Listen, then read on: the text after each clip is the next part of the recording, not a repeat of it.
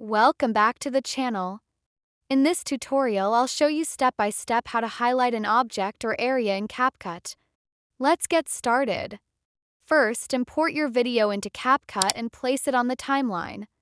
Now, to create the highlight effect, we need two layers of the same video. Next, select the duplicate video layer.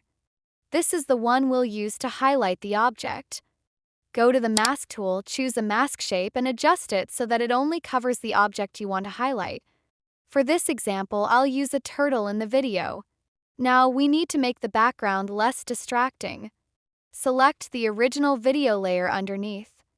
Go to the basic settings and look for the blend or opacity option. Reduce the opacity so the background becomes darker, while the masked duplicate video keeps the object bright and visible. Adjust it until you're satisfied with the effect. The idea is to create contrast so the object pops out.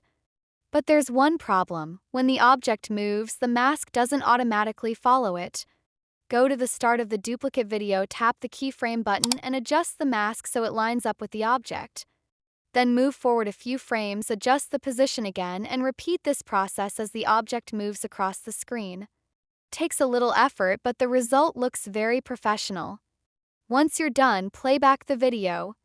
You'll see the object stays highlighted while the background remains darker, keeping the viewer's attention exactly where you want it. And that's it. If you found this tutorial helpful, don't forget to like this video, subscribe to the channel, and hit the bell icon so you never miss future editing tips and tricks.